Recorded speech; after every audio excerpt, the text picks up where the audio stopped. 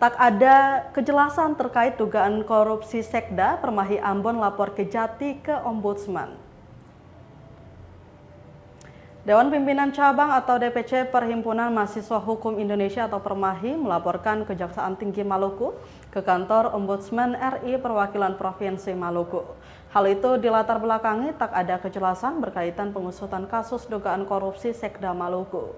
Ketua DPC Permai Ambon Rizky Gunawan mengatakan pelaporan tersebut merupakan bentuk ketegasan menyikapi tak adanya transparansi Kejati Maluku terhadap kasus dugaan korupsi yang menyeret nama Sekda Maluku Sadlili.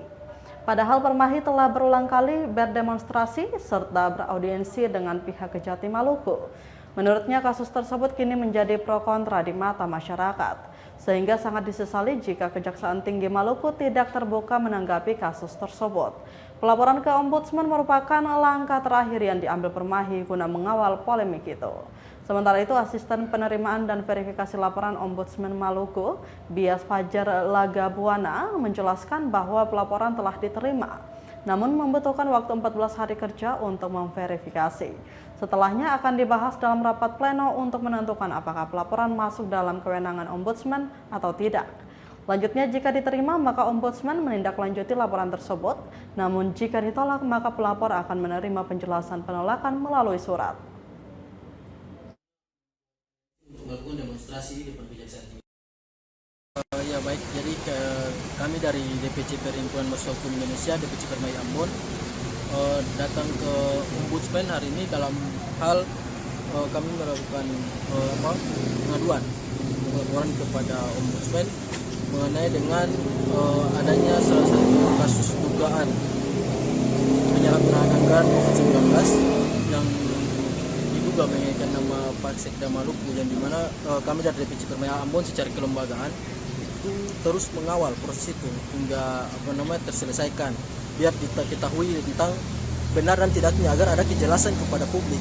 Nah, yang dimana daripada pengawalan awal dari tahapan pertama audiens sampai melakukan aksi demonstran dan juga melakukan audiens lagi, aksi demonstran lagi sampai ke tingkat audiens terakhir kemarin itu belum ada kejelasan dari Kejaksaan Tinggi Maluku mengenai kami punya poin tuntutan, yang dimana poin tuntutan kami itu yang paling kami tekankan di situ mengenai harus adanya kejelasan serta transparansi dari pihak Kejaksaan Tinggi Maluku mengenai kasus dugaan tersebut. Kira-kira dari pihak Kejaksaan Tinggi Maluku sudah menelusuri sampai mana.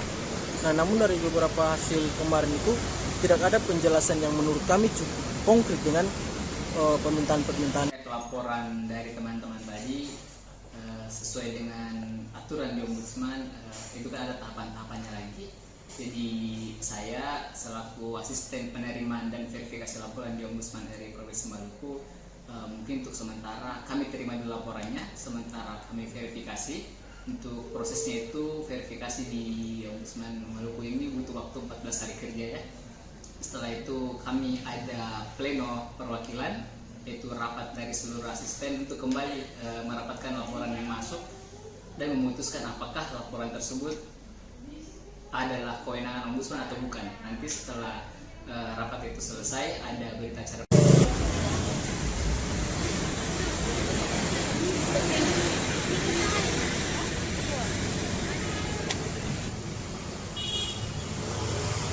Download Tribun X sekarang, menghadirkan lokal menjadi Indonesia.